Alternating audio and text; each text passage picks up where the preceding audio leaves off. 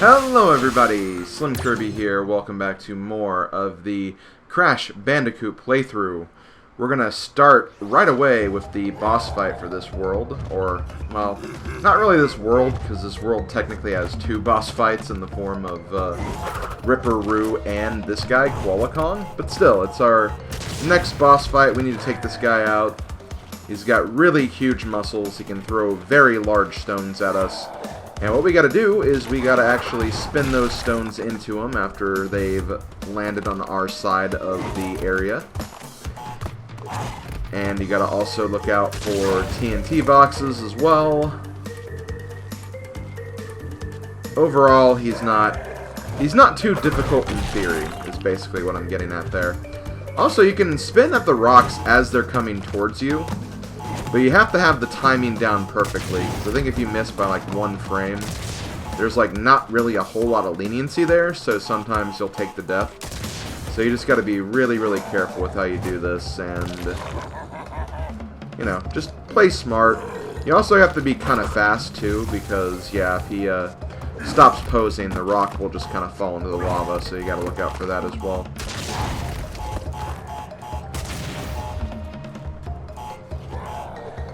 And... oh, come on. Okay, let's see if we can get this right this time. The timing of the TNT crates always kind of messes with my head a little bit, but if you just try to, again, play conservatively, you shouldn't have too much of an issue. So there we go, that's hit number 3, just one more hit left.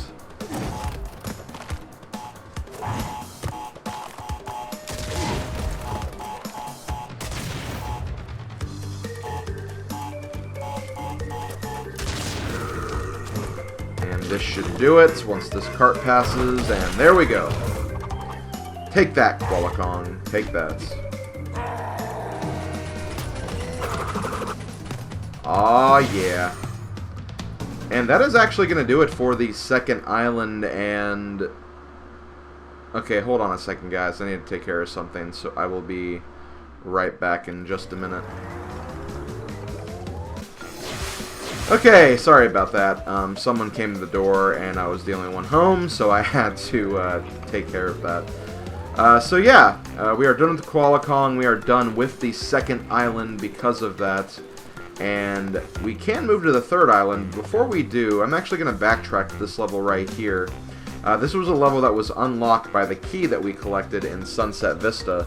And this is the second hog level, so we're going to very quickly take care of this because it's a very short level.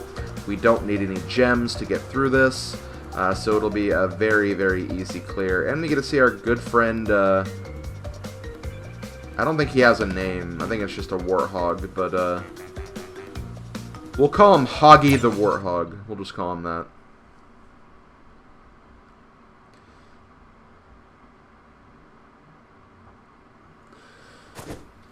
So here we go, Crash once again, riding his Warthog to victory here.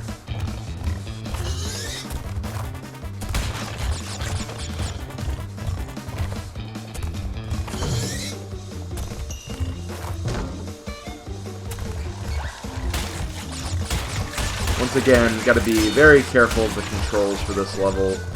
They can be pretty tight, and yeah. There's a lot of enemies you got to avoid too, so you just got to have to kind of take it a little bit easy. It might take a couple of routes to kind of learn like the area and like where you need to move and everything, but once you do, it's really not too bad. In retrospect, I think I actually do kind of like some of these levels better than the Crash Bandicoot 2 variant of this. Just a little bit though, only by a little bit. Still, I'm not really a super big fan of these levels. Because again, it's a lot of just, like, kind of memorization, which, you know, isn't really a bad thing in video games, but when it's a case where it's like, well, memorize this or you'll just die every single time, it's like, well, geez, I can't remember every little thing about every little enemy and every little thing that happens here, but thankfully, like, the enemy AI is pretty consistent, so you'll never have, like, a huge variance of change from the enemies. I think we are good to go, though. I think this level itself is not very long. The first level wasn't really that long either. But usually just like... Damn it. I do like some of the death animations, which is not something they've really been showing off too often. But yeah, Crash Bandicoot has some very quirky and unique death animations for not just this game, but also for the entire trilogy by itself. I'm probably not going to show every single death animation, but you know, every now and then we might see one or two that'll be pretty funny.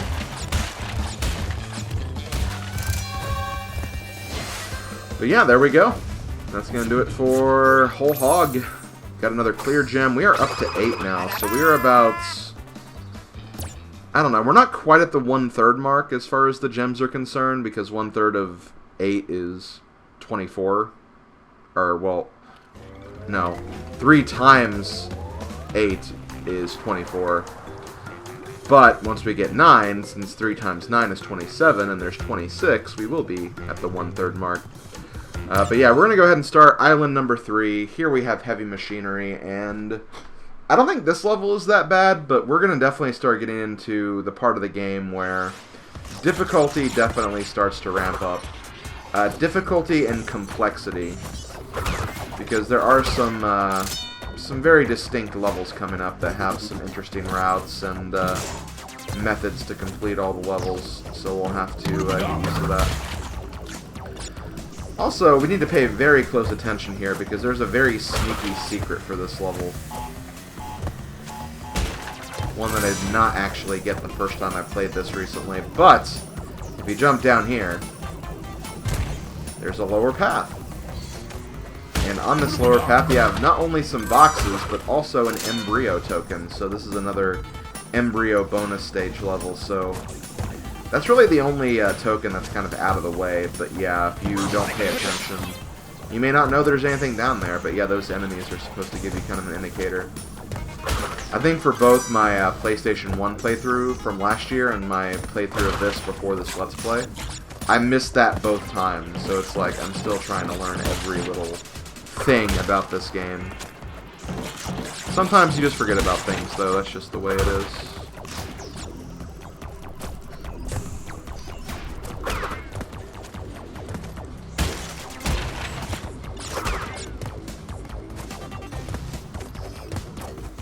Anyway, for these pipes, I want to say the blue pipes are kind of slippery, but they are safe to stand on, while the orange ones or the red ones, they are hot, and fire equals bad, so do not touch those. I think that kind of goes without saying, but you know. Yeah, no. That's just the way it is.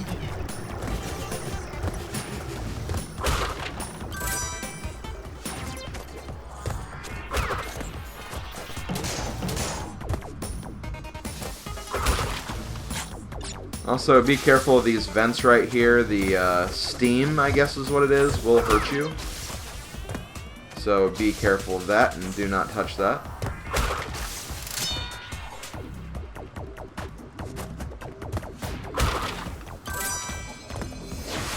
And here we go. We have the Tana bonus stage. In this bonus stage, you will definitely learn that the rule of 5 is king when it comes to these boxes. So basically, as annoying as it is, while you're jumping on these boxes, make sure you count to 5, and every time you reach 5, move on to the next box, because the box will break under you. There is actually a bit of an interesting quirk with these boxes, though, where if you jump on them a few times, but not the full 5 times, no matter what and how many times you've hit it, they'll actually turn into one-hit boxes if you leave them alone after hitting them once. I'm not sure exactly like the exact time frame for that, but I know it's definitely a thing, because I definitely encountered that a couple of times during my practice playthrough, and even during this playthrough, during the one bonus stage that was kind of like that in Lost City, so just things you gotta be aware of, I guess. I guess that's the best way to put it.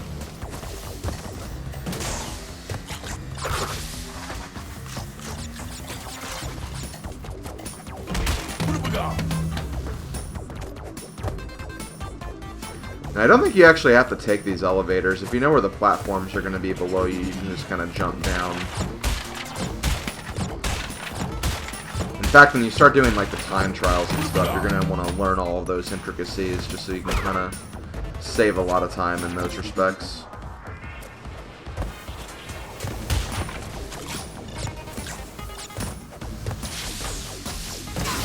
What the hell? Oh! Oh, those were steam vents. I didn't even realize. Holy crap. Well, thank God I didn't screw that up too much.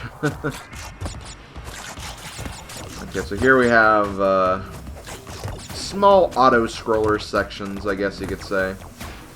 They're not too bad, I guess. And then here we have the embryo token, and there we go. So now we're going to take on the embryo stage. And if I remember correctly... Yep, it's this one. Oh my god, this one's a really, really annoying bonus. It's annoying for two reasons. One, it's really, really dark, so it's kind of hard to see where you are at times. Two, the last part of this has you going above the screen, and I think I've talked about it a few times, but I hate when this game does that. Or rather, when this series does this, because... I don't know, it's always nice to kind of use your, like, position to kind of determine where you are and where you'll fall. And when you're on that top section, you can't really even see the shadow of your character model. So, as a result, like, you're almost kind of guessing where you're going to land, and it's just not... It's not a good way to do a section like this. It's really, really not. I wish they would have modified this a little bit. Again, thankfully in the PS1 version you didn't really have to do this, because it's an embryo bonus stage, and bonus stages didn't count for the box gems, but still. Really, really irritating. Not a fan. Not a fan at all. There we go, we got it. Got 6 lives out of that as well, although we can't really use them. We are at full lives.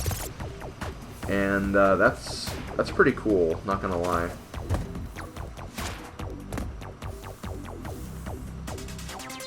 Am I missing something here? Hello?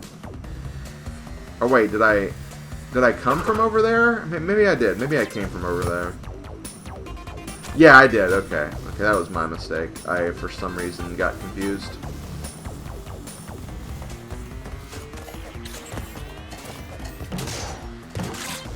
But I believe we're at the ending of this level now. We have a few boxes to get, but I believe we'll find them on this route right here. And there's one.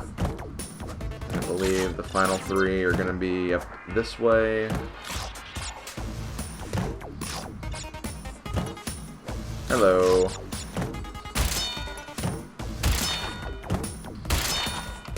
There's our box gem, everybody.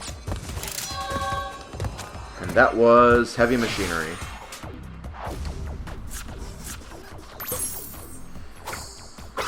And we are at the 50% mark, ladies and gentlemen, so we are about halfway through the game, I guess you could say. We're not halfway through the gems, but again, remember, we've completed a lot of the stages where we're going to be getting a lion's share of the gems, so we'll pick those up in time. But for now, we're going to keep on moving forward. Next up, we have Cortex Power. Cortex Power is... unfortunately, a level that we cannot finish yet because we need a colored gem. And I think we actually need a colored gem from a stage that's coming up. Because I think we get 2 colored gems, like, one level after the other. So we'll be able to pick up a couple of those. But as usual, like I've said before, I'm going to be waiting until the very end. Once we reach the ending of this game before I go back and get all that stuff. For no particular reason, just kind of the way I want to structure things in this playthrough. Okay. Whoa. I think for those electric pipes, I think they work kind of the same way as the pipes in the last level. Like, you can't jump on the orange ones because they're hot, but you can jump on the other ones because ice is better than hot, I guess. Also, for this enemy, wait till he takes a break before you spin at him.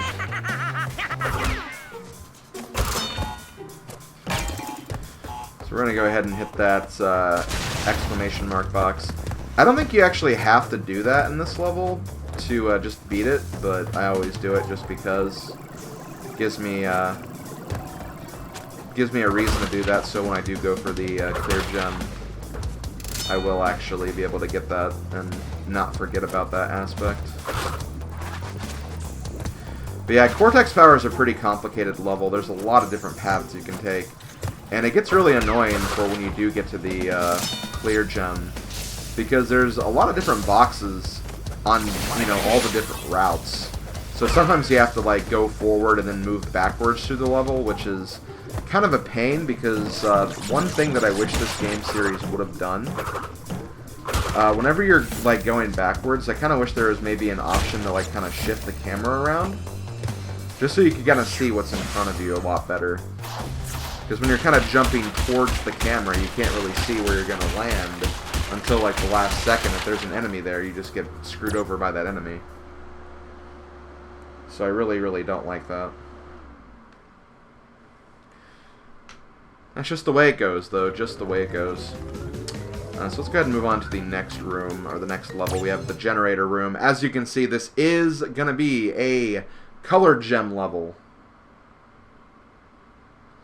So, once again, we need to beat this level without dying. However, and thankfully, this is a very thankfully however, I don't think this level is as brutal as the Lost City is. I really, really don't. There can be some tricky jumps, but I think it's overall a lot shorter than the Lost City. And that's fine, because I didn't get a checkpoint yet, so not a big deal. So I'll just start over from the very beginning.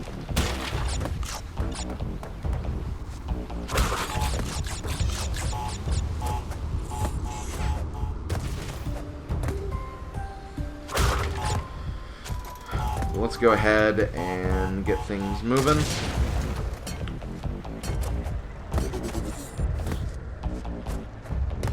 Also, just be very wary of platforms that look like they could be drop platforms, so don't just, like, randomly jump to a platform and wait around hoping that it won't fall.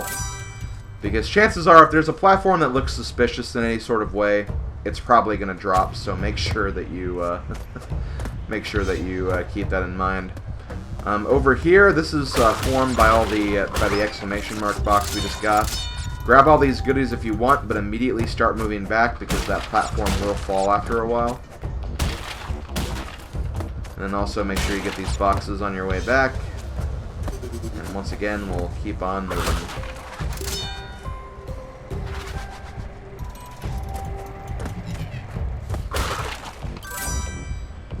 Okay, up to 2 bonus tokens. Doing pretty good so far.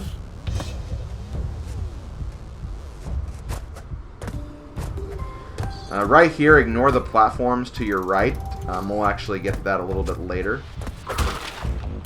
So don't get thrown off by those platforms, because, you know, there's obviously boxes down there, but we'll get to them in time, so no worries.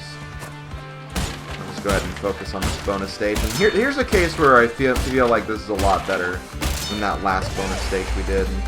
Because, yeah, you had to jump on boxes over a pit, but all the boxes were at least equidistant from each other, so as a result, you could kind of fix your jump up a lot better, and you didn't go over the screen, just a little bit off the screen. And more than that, you could actually see your shadow and your character model because it was light outside, so again, just a better designed bonus than the one we did last time in the last level.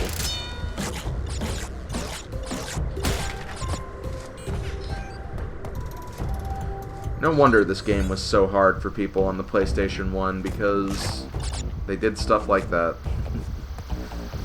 Although again, bonus levels didn't really matter because they weren't relevant for the 100% completion.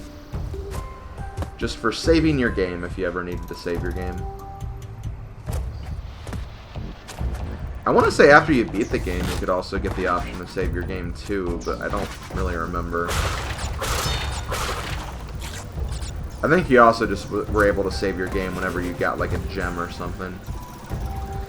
But anyway, we are about done. We're actually closing in on the end of this level. See, it's not very long at all. There are some tricky spots for sure. Like right here, if you don't have an Aku Aku mask, you can screw that up, you'd be in deep crap, but thankfully we made it through just fine. And I believe we only have three boxes left. We're approaching the end. Just gotta make this jump and this jump.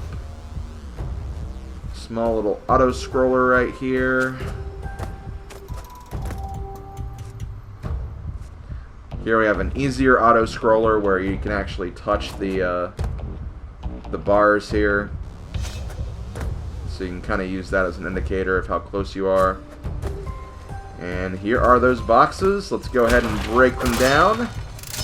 Ladies and gentlemen, that is a first try kind of colored gem. Technically I did die, but I died at the very beginning, so it didn't force me to restart completely. But yeah, we got a colored gem, and that is the orange one. I'm trying to remember what levels that actually opens up. Maybe I can get my notes here. That'll actually unlock the gem path in Upstream, which is like that first creek level we did like back in the day. But we're going to go ahead and move on to the next level. This is Toxic Waste. This is another colored gem level, so 2 levels right back to back. And this level, honestly, I'd say this is probably the easiest colored gem to get. Just because this level is a pretty easy formulaic level, where it has one gimmick that pretty much is used throughout the entire level, and this is literally the only danger you'll have to face. So all you gotta do is start timing yourself jumping over barrels, and that's really all you gotta do here.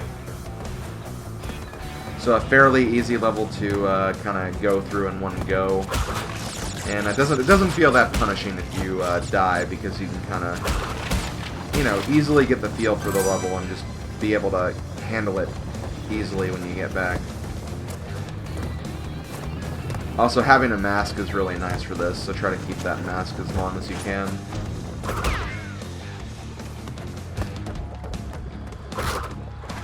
Okay, so we're at another checkpoint. Again, those checkpoints are pretty useless. Also, for those of you wondering, for those who haven't played Crash Bandicoot 4, you're probably wondering, well, if you can't die after getting a checkpoint, why even get the checkpoints? Well, the checkpoints themselves also count as boxes. So you have to actually break the checkpoints in order to get the gems in the first place. So as a result, if you do fail, you do have to kind of like start and then quit and leave the level. Which is really annoying. There should be like a restart option, which I think there might be in like Crash 2 and Crash 3, but for some reason there's not one here. I don't really know the thinking they are having for that. But here the barrels get a little bit different. They don't actually just roll, they can actually bounce now. And one feature, I think it was also in PS1, but it wasn't as noticeable, but you can actually tell where the barrels are going to bounce. If you look at the floor very closely, you'll see like little marks where the barrels have bounced before. You can kind of use that as a way to figure out where all the barrels are going to end up at.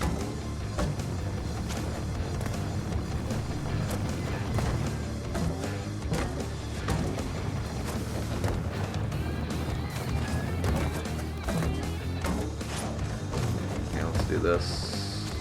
Oh, no! Ah, dang it. Okay, hold on, guys. Let me get back there. Okay, let's try this again. I got a bit too ahead of myself right there, if you couldn't tell.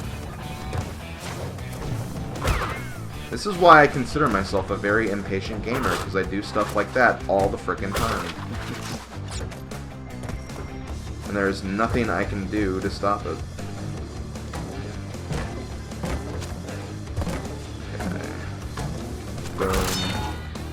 Not even gonna worry about it. Oh, shoot. I did not want to take that hit right there. Okay, let's go ahead and take care of this bonus game. Looks like we have some TNT barrels. Oh! Well, I died. But again, bonus level deaths do not count, so we're still okay. Also, these are the last boxes in the level, so once we beat this bonus, we just have to get to the end. Easier said than done, though, right? Easier said than done.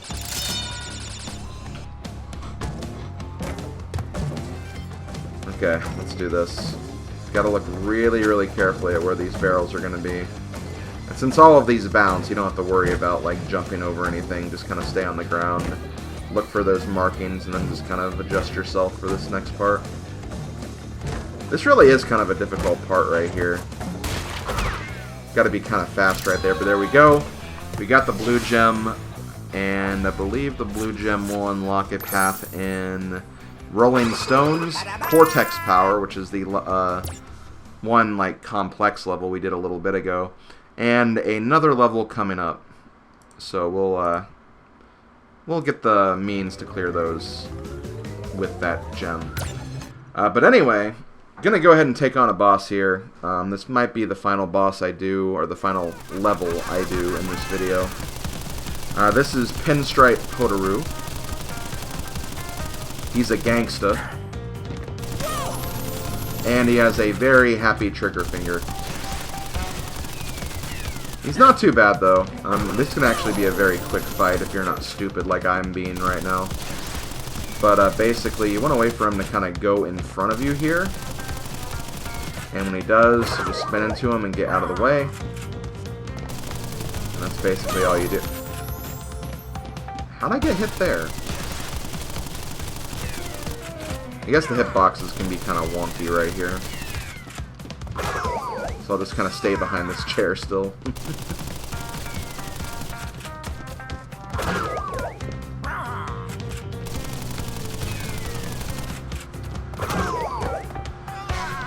Now he does change up his pattern a little bit here.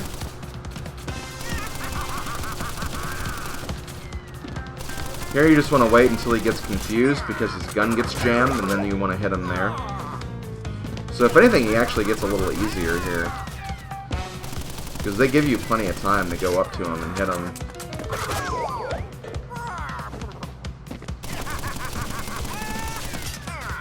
And got him.